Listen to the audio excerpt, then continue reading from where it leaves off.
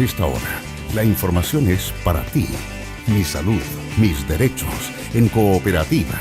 Un programa de servicio con las preguntas, las respuestas y los temas de protección, cobertura, auge y garantías. Mi salud, mis derechos, en Cooperativa. Conduce Cecilia Rovaretti. Invita FONASA, Gobierno de Chile. Hola, muy buenos días. Gracias por acompañarnos este 25 de diciembre de 2016. Hoy en Mi Salud, Mis Derechos tenemos la visita del doctor Leonardo Ristori, que es jefe de urgencia de la Clínica Indisa. ¿Cómo está, doctor? Y también el doctor Rolando Saavedra, director de gestión médica de Coaniquem. ¿Cómo le va? Y nos acompaña, como siempre, Janet Vega, la directora de FONASA. Buen día, Janet. Buenos días, Cecilia. Bueno, antes de pasar a los temas que nos convocan hoy, que tienen que ver con la prevención de los accidentes, ya sea por quemadura u otros, en las fiestas de fin de año, como siempre, hablemos un poquito de actualidad, de contingencia, como decimos, porque el otro día me llamó la atención una información, Janet, que decía que FONASA aumentó en 700% la contratación de camas a clínicas privadas durante este gobierno. ¿Qué significa esto? ¿Por qué a los usuarios o a los ciudadanos nos puede interesar? Porque esto significaría entonces que el Estado está gastando plata, le está haciendo beneficio más a los privados y en vez de invertir en el sector público o algo por el estilo. ¿De qué se trata todo esto?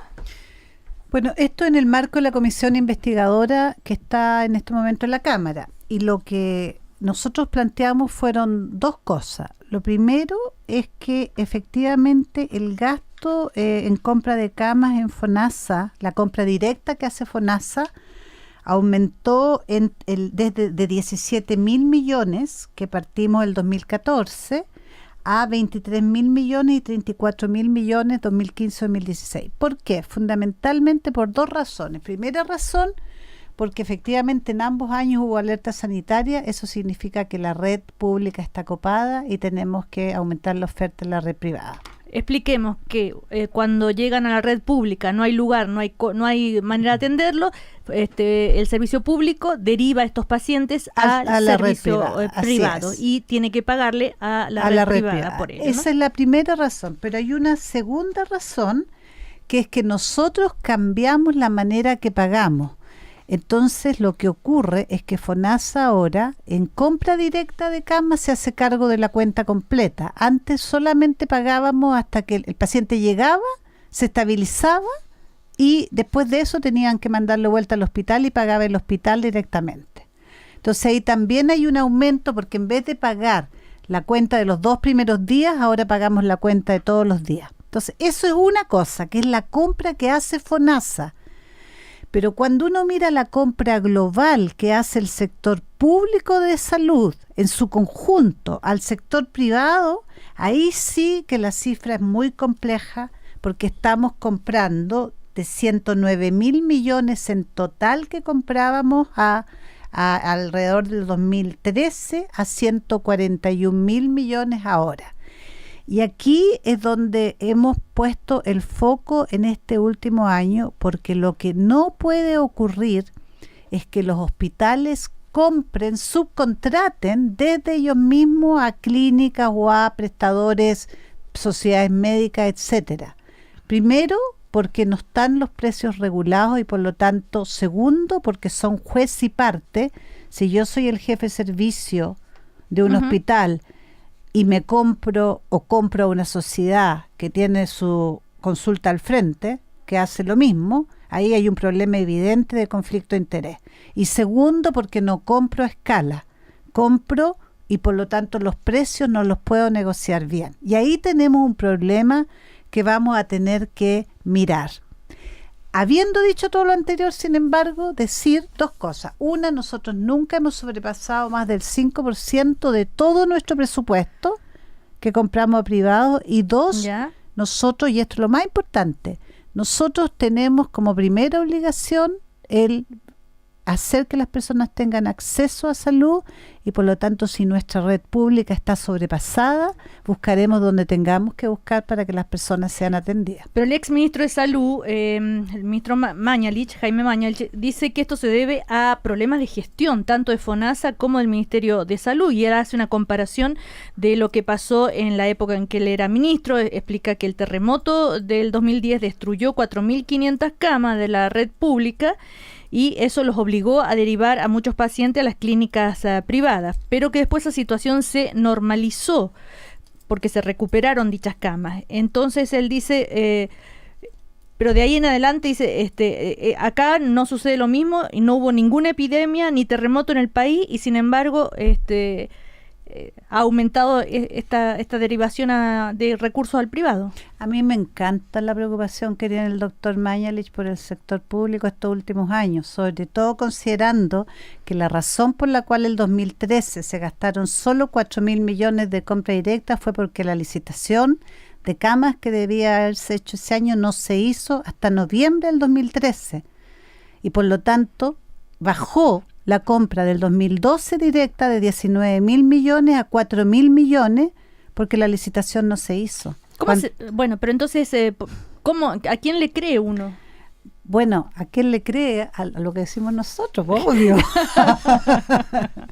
Pero ¿cómo se explica esto? A ver, el doctor Ristori, que ha sido... sí. Es que me das una pregunta. Aquí estamos comparando cifras, o sea, precios que se han pagado, no personas. Porque a lo mejor... y lo planteo solo como una hipótesis, ¿no? Se gastó menos plata porque se envió menos gente a tratarse y mucha gente quedó sin tratamiento. Y evidentemente así se gasta menos dinero, ¿no? Entonces, yo creo que la comparación habría que hacerla no solo con los montos gastados, sino que también con la cantidad de gente atendida. ¿Ya? ¿Se dio más respuesta o se está dando menos respuesta? Eso no sé. Yo creo que no tenemos la cifra para comparar eso. Pero cuando se habla de camas, ¿no se está hablando de pacientes? Cuando se habla de camas, lo que se ha comparado hasta ahora han sido millones. ¿Ya? No, yo no he visto una comparación de número de personas derivadas en un momento o en otro.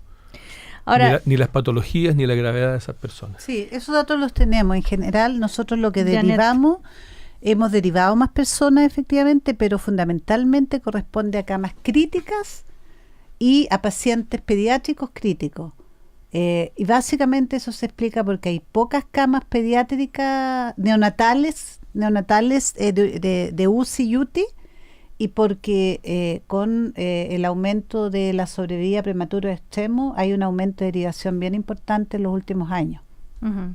Ahora, son distintas miradas desde distintas convicciones políticas de cómo manejar el sistema de salud. No, yo creo que no. Yo creo que aquí hay temas que son, independientes de lo que uno piense, son así. El primer tema que es así es que independiente del gobierno que exista, si uno tiene listas de espera, va a tratar de solucionar la situación y en particular si se trata de pacientes graves. Probablemente la diferencia está en qué es lo que va a hacer para hacer eso. Y este gobierno ha privilegiado fuertemente la inversión en el sector público y en volver a tener especialistas en el sector público. Pero eso no es de un día para otro. Los hospitales no se construyen en un mes, por lo tanto, mientras tanto, nosotros tenemos que seguir comprando lo que necesitemos. Privilegiamos lo público, lo cual no significa que solamente utilizamos lo público, porque por algo el sistema de salud en este país es mixto, pero privilegiamos lo público. La diferencia está en que probablemente otras sensibilidades prefieren no a lo mejor invertir tanto en infraestructura, qué sé yo, sino que directamente privilegiar el desarrollo, independiente que este desarrollo sea público o privado. También hay críticas del exdirector de FONASA, que por ejemplo hace él una crítica sobre que FONASA no está priorizando la red pública de hospitales y también cuestiona que FONASA no haya seguido informando en tiempo real las listas del auge en los hospitales como se hizo en forma permanente durante la anterior administración. Falta transparencia, dice. Bueno, tal vez decirle al señor Uriarte que sería bastante bueno que antes de hacer esos comentarios entrara a la web de FONASA y viera que nunca en la vida están los números de casos mes a mes por patologías, por hospitales, por servicios de salud y que además tenemos instalado un una app en que las personas pueden decir si tienen atrasada su garantía, ver si está atrasada e inmediatamente solicitar un segundo prestador. Entonces, que entre a la web. Bueno, interesante también sería después seguir un poquito conversando esto con el doctor Ristori, que ha estado en el servicio público y ahora está en el privado. Puede hacer una perfecta comparación entre un servicio y otro, un sistema y otro. Vamos a ir a la música y seguimos. Vamos a escuchar a los Beatles, Yesterday. Continuamos compartiendo los temas de protección que nos hacen sentir bien. Mi salud, mis derechos, en Cooperativa. Recuerda que FONASA es el seguro público de salud que brinda protección financiera y cobertura de atención a todos los habitantes del país. Búscalos en Twitter, @FONASA.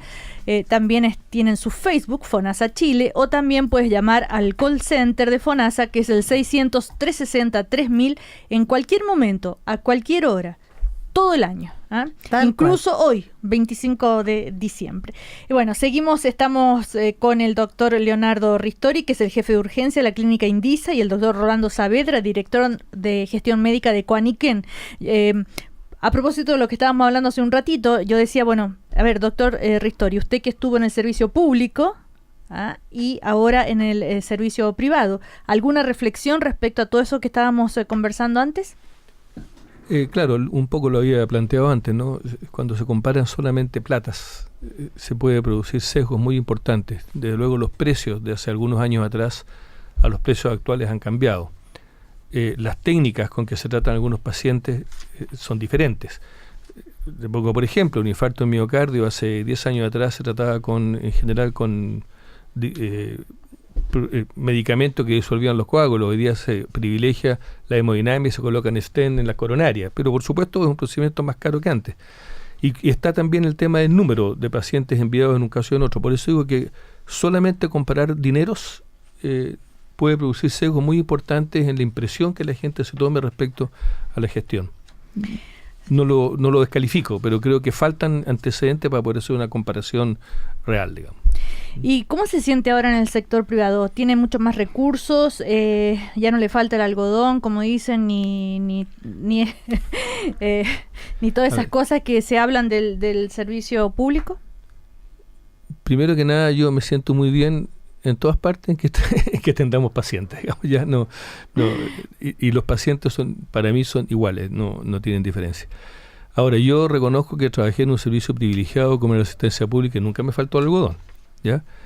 La verdad es que nos faltaron pocas cosas, pero efectivamente tenemos hoy en la clínica en que yo trabajo, tenemos acceso, no sé si a mejores cosas, pero sí mucho más rápido.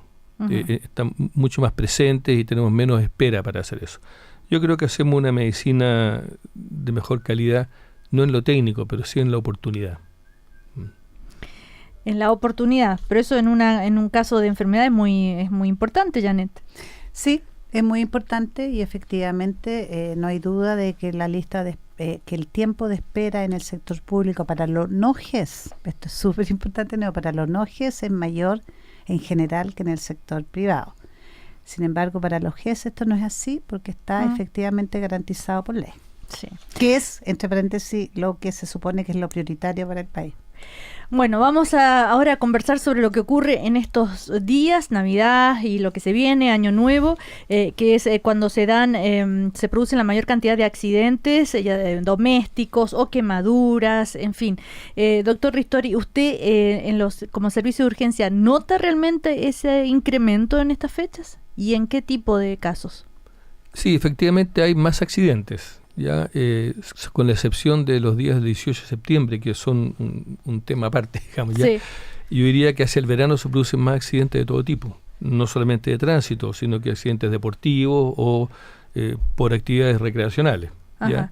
Está todo el tema de las piscinas, está el tema de los fuegos artificiales, que el doctor Saavedra maneja muchísimo mejor que yo, ¿ya? Y está el tema también de ya no accidentes, sino que las intoxicaciones alimentarias, que son un tema que también nos preocupa en esta época.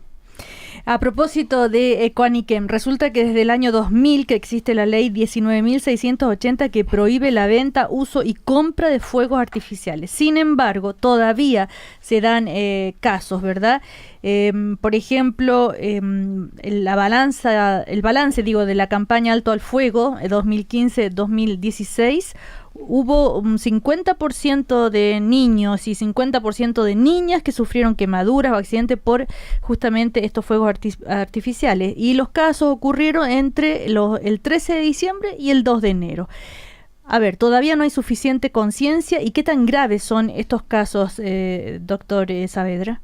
Mira, Cecilia, Ecoaniquem mantiene la vigencia de la campaña de prevención de fuegos artificiales en conjunto con el Ministerio de Salud y Carabineros, porque es una campaña que para nosotros es un símbolo de la prevención. Se trata de evitar que se quemen niños que no tienen por qué estar utilizando un elemento que normalmente no se usa en el país. Sí. En este momento está prohibido la compra, la venta, el uso de fuegos artificiales por particulares y solo se permite en espectáculos pirotécnicos que estén debidamente supervigilados y autorizados. Para nosotros, y yo creo que para cualquier persona, es terrible cuando llega un niño con una quemadura porque se hizo uso de un fuego artificial en una época del año en que todos quieren estar felices, contentos, y llega con una tragedia. Como ya es tradición en las estadísticas que tenemos nosotros, un porcentaje importante de los niños afectados son espectadores, ni siquiera son ellos los que están utilizando los elementos. Por tanto, nosotros decimos, el fuego artificial una vez encendido es ingobernable y puede llegar a cualquier parte. Puede llegar directamente a un niño y afectarle un ojo o afectarle alguna otra parte del cuerpo, o también puede llegar a una casa y producir un incendio. O ahora que estamos con los pastos secos, producir graves tragedias y exterminar una población, por decir algo, ¿no? Así que los riesgos son muchos. Ustedes acaban de saber lo que pasó en México, que se suponía que era un lugar, entre comillas, seguro para la venta de fuegos artificiales. Y teóricamente tendrían que haber tenido medidas de seguridad porque ya había habido problemas previos. Y sin embargo hubo una tremenda explosión con muertos y muchos heridos. Entonces, esto es un tema serio, es jugar con fuego. Nosotros siempre recordamos eso cuando se habla de esta campaña. Ahora, ustedes dicen que, por ejemplo, la manipulación de chispitas, estrellitas, petardos, viejas, guatapiques y virutillas es la principal causa de las quemaduras de fin de año. Bueno, eso es porque esos son los elementos que habitualmente se vendían y que en este momento, con el comercio ilegal que lamentablemente rebrota cada cierto tiempo, vuelve a suceder. Nosotros estamos preocupados porque el año pasado, si bien no fueron tantos los casos, fueron solamente 6, se trasladaron de la zona norte a centro del país, en Santiago y en la quinta región. ¿Esto por qué nos llama la atención? Porque sabíamos que en la segunda y primera regiones hay comercio clandestino con mucha facilidad de los países limítrofes, especialmente desde Bolivia. Sin embargo, el año pasado este comercio ilegal se trasladó en forma más importante acá a Santiago, donde hay mucha población. Por tanto, el llamado actual es a denunciar donde se vendan de forma ilegal fuegos artificiales y especialmente a través de carabineros. Además está el tema de las famosas lucecitas navideñas, que ya hubo recomendaciones la semana pasada ¿no es cierto?, del CERNAC y en fin, de no comprar las que no son no son de buena calidad, que pueden generar algún peligro. Pero difícil saber eso. Sí, cuando uno ve, bueno, pero parece que hay ciertas maneras de leer la caja para saber cuáles son las que corresponden y las que no, ¿verdad, doctor? Exactamente. La campaña se ha extendido a este tipo de elementos que está relacionado con la Navidad. Hay que comprar luces que estén certificadas y eso está puesto en los paquetes donde vienen estas luces. Pero certificada, disculpe doctor, una pregunta así como ya delega total. Certificadas por la autoridad chilena? ¿Qué es lo que dice ahí? Chilena, exactamente. Hay organismos que certifican la calidad de los productos que se venden en una serie de elementos, y entre otros estos. Uh-huh. Por eso es que el ideal es comprar en el comercio formal y no en cualquier parte en la calle. Uh-huh. Por otro lado, es una recomendación también de que cuando estos circuitos de luces se mantienen por muchos años, aunque hayan sido certificadas, se producen acodaduras, y eso facilita que se calienten los alambres y se provoque ya quizás no un problema de una quemadura eléctrica, pero sí puede producir un incendio, y claro, eso es muy grave. Ahora, los arbolitos ya están encendidos. Una recomendación: apague las luces de su árbol al salir o antes de ir a dormir, por ejemplo, porque las quemaduras eléctricas son tan graves como las otras. También podemos hablar de eso a la vuelta. Y está también el tema de los accidentes en el mar, en las piscinas, que también siguen siendo un problema a pesar de tanto que hablamos de aquello, ¿no? Vamos a comerciales y vamos a seguir en Mi Salud, Mis Derechos con la directora de FONASA, Janet Vega, y con los doctores Leonardo Ristori, que es el jefe de urgencia de la clínica Indisa, y el doctor Rolando Saavedra, director de gestión médica de Coaniquem.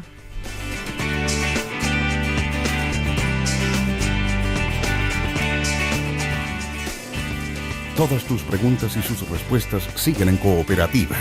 Mi salud, mis derechos. En Mi Salud, Mis Derechos, hoy estamos hablando de los accidentes por quemadura, por ahogo en la piscina, en el mar, intoxicaciones con la comida, todos casos que se dan más frecuentemente en estas fechas de Navidad y Año Nuevo. Estamos con el doctor Leonardo Ristori, jefe de urgencia de la clínica Indisa, y con el doctor Rolando Saavedra, director de gestión médica de Coaniquem, y por supuesto Janet Vega, la directora de FONASA. Doctor Saavedra, hablábamos recién, para cerrar este tema, de las quemaduras eléctricas. ¿Cómo unas lucecitas pueden quemar a un niño o a una persona, y qué tipo de quemaduras son esas? Bueno, hay dos alternativas. Una, quemarse porque de repente los niños le llaman la atención las ampolletas y las tocan, y a veces las tiran con fuerza, las sacan y ahí entran en contacto con el cable eléctrico. Y por tanto se produce una quemadura por electricidad que, como es de baja potencia, bajo voltaje, en general no son extremadamente graves, pero sí afectan con mucha frecuencia a las manos. Y eso puede dar problemas, por supuesto, posteriormente cuando los niños van creciendo. Las cicatrices no crecen y por tanto se producen problemas funcionales graves del uso de la mano, y necesitan una rehabilitación a veces por muchos años. Esa es una situación. La otra es que para poner las luces eléctricas habitualmente se ponen alargadores, zapatillas, y esos por un lado los recargan con varios circuitos de luces, y los niños llegan a esto porque están en el suelo, y los niños pequeños justamente les llama la atención y empiezan a tratar de enchufar y desenchufar los circuitos, y ahí ponen un dedo a veces entre medio de las patitas del enchufe, y ahí se les produce una descarga eléctrica que puede ser bastante más grave e incluso puede llegar a producir un paro cardíaco. Ahora, ¿qué hacer en caso de quemaduras eléctricas? Hay ciertos consejos como muy básicos, ¿no? Y claves: desconecte la corriente del automático y el artefacto que está en contacto con la persona antes de tocarla. Si no puede cortar la corriente, pararse sobre algo de madera o de goma y usar el mango de una escoba, nunca nada metálico, para separar a la persona del elemento que está generando este problema.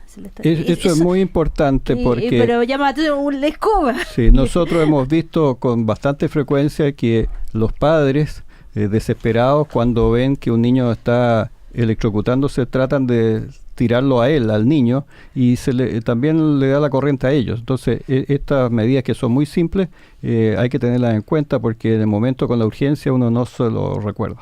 Y después dice envolver la extremidad afectada con un paño limpio para trasladarla inmediatamente a un recinto asistencial. Exactamente, porque primero hay que evaluar al niño en cuál estado está, si no solo por la lesión misma, sino que también porque puede haber justamente un transcurso de la electricidad por el resto del organismo y provocar problemas a distancia e incluso puede provocar arritmias cardíacas. Doctor Ristori, ¿usted quería agregar algo? Sí, siempre en el ámbito preventivo. Yo diría que los dueños de casa deberían preocuparse de instalar en sus casas disyuntores diferenciales. Son aparatos bastante económicos y que desconectan automáticamente la corriente cuando hay un cortocircuito. Uh-huh. De manera que una persona, la verdad, no alcanza a recibir un golpe eléctrico. Yo tengo una experiencia personal, pero instalé este aparato en mi casa hace muchos años. Y echó a funcionar 1 hora antes que mi hijo metiera un gancho de colgar ropa en el enchufe. ¿Ya? Y en ese momento la inversión se pagó absolutamente porque claro, se cortó la luz en toda la casa y al chico no le pasó nada. ¿Ya? Y yo tengo entendido que incluso todos los enchufes de la casa, por norma, en las construcciones nuevas, están conectados a estos diferenciales que hacen caer la corriente. Pero las extensiones brujas estas que mencionó el doctor Saavedra puede que estén exceptuadas de eso. Por eso que siempre pensando en la prevención hay que adelantarse a lo que pudiera ser un accidente, ¿ya? Y eso yo creo que es básico.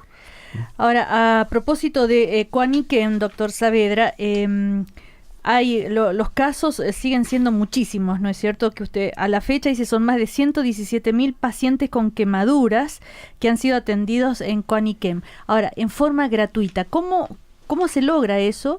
Y me gustaría que conversáramos un poquito sobre el acuerdo que tienen con FONASA. Bueno, efectivamente las quemaduras en niños han ido disminuyendo en general, no solo las quemaduras por fuegos artificiales, pero todavía siguen siendo muchas. Algunas son leves y con unas buenas curaciones sanan y no dejan secuela, pero hay otras que sí requieren tratamientos que a veces duran por muchos años, sobre todo cuando se trata de niños.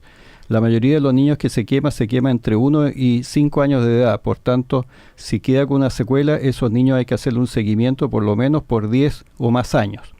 En este sentido, Quaniquem tiene el centro principal que está aquí en Santiago y tiene un centro en el norte, en Antofagasta, y otro en Puerto Montt.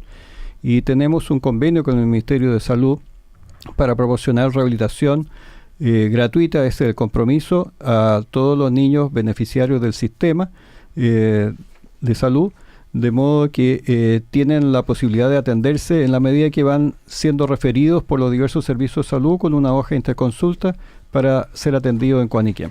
Janet Vega, a ver, ¿cómo es el convenio FONASA-Quaniquem? Hay distintos tipos de atención a distintos precios y también está el convenio Quaniquem Auge, que es para la rehabilitación del gran quemado infantil. Así es. Bueno, hace muchos años que tenemos un convenio, desde el año 2004, el convenio al que se refiere el doctor, y básicamente es parte de la red de convenios. ¿Te acuerdas que la otra vez cuando vimos lo de la Teletón, vimos que hacíamos un traspaso de más o menos 4.000 millones por año? Sí. En el caso de Quaniquem, el presupuesto asignado para este año es alrededor de 2.000 millones. Y con eso lo que se hace es que se paga un precio por el tratamiento anual, digamos. Se canastea y hacemos... ¿Perdón? ¿Sé qué? Se canastea significa que se hace un paquete y se paga por paquete. ¿Ah? Ahora, sí. Ahí siempre tenemos el tema de que nunca los recursos son suficientes, ¿no? Nosotros, cuando uno empieza a mirar, si fijas, son 4.000 Teletón, 2.000 Quaniquem, después tenemos otro con las Rosas, otro con el Hogar de Cristo, son lo que llamamos los DFL, los famosos DFL 36. Y siempre estamos con esta cosa que quisiéramos apoyar más, porque para nosotros es un tremendo apoyo. Pero bueno, con Quaniquem tenemos efectivamente este convenio y el 2012 se firmó otro convenio específicamente para los pacientes gran quemado infantil, que es una de las cosas que está garantizada por Auge. Y ahora estamos en este momento en proceso de toma de razón de la extensión de este convenio en la Contraloría. Ahí también hubo, no sé muy bien qué pasó este año, doctor, porque tuvimos un poquito de subutilización de este convenio. Tal vez sería bueno que estamos acá, aprovechemos a conversar qué pasó. Claro. Bueno, yo en primer lugar quisiera destacar lo que significa el tener las patologías clasificadas como GES y esos derechos que tiene la población. Eso realmente es digno de análisis porque las críticas en salud y sobre todo el sector de salud pública son siempre grandes, muy frecuentes, pero cuando uno va al extranjero y comenta lo que significa la atención de patologías GES, hay muchos que no pueden creer que tengamos un sistema tan bueno para atender a la población con garantías que tienen la calidad incorporada, los plazos de atención incorporados, las prestaciones, ¿no? Y el techo económico, que en realidad en otras partes eso obviamente no existe. Y en ese sentido tenemos un convenio GES, nosotros también dentro de la alianza con el Ministerio, para la atención de pacientes que necesitan rehabilitación de quemaduras. Ahora, justamente nos llamó la atención el año pasado que, este año, que estábamos facturando menos que el año anterior, en circunstancia que nuestros pacientes seguían siendo los mismos. Y ahí nos dimos cuenta de que ha habido un problema de error en la derivación de pacientes. Como nosotros tenemos 2 convenios para atender pacientes GES y no GES, nos estaban llegando pacientes que eran GES, pero sin especificar que eran GES. Y nosotros lo ingresamos como no GES, porque solamente si es GES tenemos la posibilidad de ingresarlos como tal. Y entonces hicimos una revisión tanto en Santiago como en nuestros centros regionales y ahora estamos viendo que eran bastante más de lo que pensábamos. Mándenos luego la lista, pues, doctor. Ya. No, estábamos esperando que la Contraloría tomara razón, así que estamos muy atentos. Mi salud, mis derechos, Aprovechamos de Paniquén y hacer FONASA aclarando los temas y poniéndose de acuerdo. Vamos a escuchar música. A la vuelta ya le vamos a dar la palabra al doctor Ristori porque queremos hablar sobre las precauciones que hay que tomar para no intoxicarse con las comidas, también los accidentes en las piscinas, las playas, todo eso que hace parte de los problemas típicos de esta época. Así que escuchamos a Álvaro Enríquez. Esto se llama Amada. Todas tus preguntas y sus respuestas siguen en Cooperativa. Mi salud, mis derechos. Si eres asegurada o asegurado de FONASA, debes saber que a través de la página web puedes comprar bonos consulta médica, realizar afiliaciones y acreditar cargas legales. A través del call center también puedes solicitar tu certificado de afiliación, el que va a ser enviado a tu correo electrónico. Y recuerda que FONASA atiende todas tus consultas los 365 días del año durante las 24 horas del día. También pueden llamar al 600-360-3000 entonces o visitar www.fonasa.cl. Bueno, quedamos aquí con el doctor Ristori, que es el jefe de urgencia de la clínica Indisa. Vamos a conversar un poquito más en detalle sobre las precauciones que hay que tener en estas fechas. Por ejemplo, las intoxicaciones por las comidas, ¿muy frecuente? Sí, es muy frecuente. Efectivamente, es la época en que se juntan grandes grupos a cenar, el Año Nuevo, la Navidad, ya pasada, digamos, pero ¿sí? Es la época.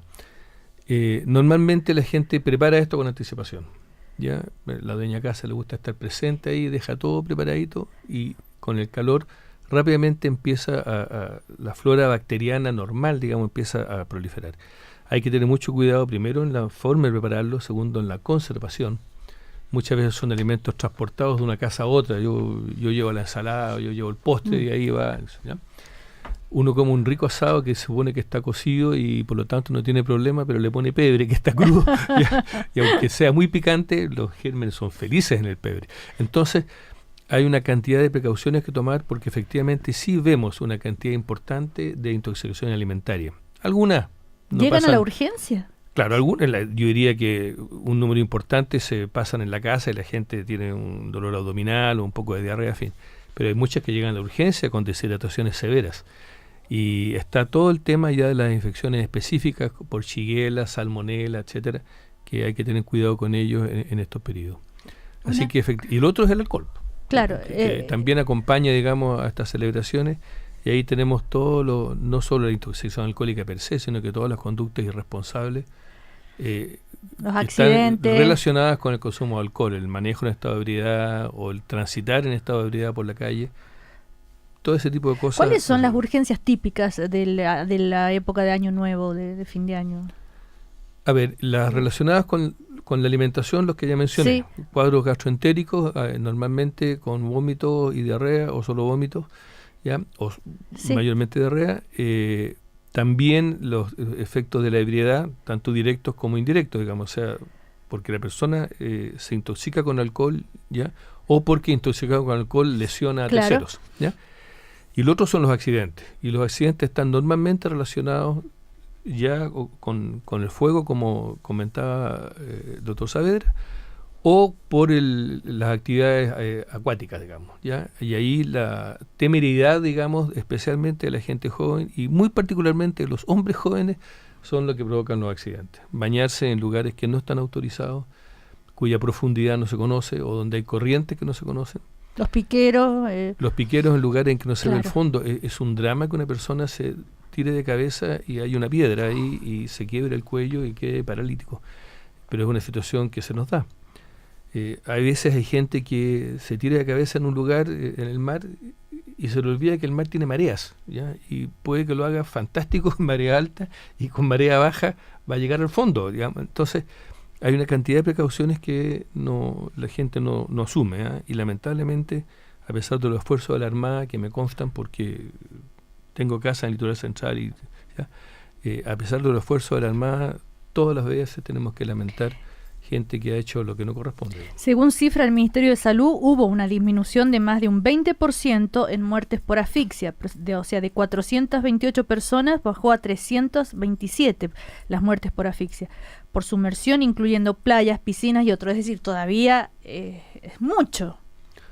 Hay mucha imprudencia, los padres, las piscinas, los niños, que lo típico. El tema de los niños es tremendamente importante. Los padres, o sea, puede un minuto mirar hacia el lado y basta para que un chico se caiga al agua y si es en el mar, peor, porque hay una corriente que puede arrastrarlo y el chico francamente desaparecer o volver a aparecer cuando ya es demasiado tarde. Yo creo que ahí la atención de los adultos es una cosa fundamental. Y es algo como dice, bueno, ya otra vez vamos a decir lo mismo. Sin embargo, pareciera que no es suficiente todo lo que se recomienda y se habla en esta época para prevenir tanto las quemaduras como los accidentes, las muertes por asfixia, por el uso de los niños en las piscinas, en fin. Sí, Janet. No, lo que quería decir yo es que o sea, es cosa de ver que todos los años todos conocemos a alguien, por ejemplo, que se le ha muerto o a alguien que conoce que se ha muerto un niño en una piscina y ahora que las piscinas están cada vez más al alcance de toda la familia, hay que tener extremadamente cuidado porque de verdad que los niños en un segundo yo recuerdo cuando mis hijos estaban chicos, un día que estábamos la familia, incluso adentro de una piscina, y uno de los chicos, de los niños, simplemente corrió y se tiró al agua de un año y tanto, y ahí hubo que tirarse como todos, digamos, sacarlo. Y en un momento basta, que si no hubiera estado toda la gente ahí, hubiera probablemente tenido un accidente.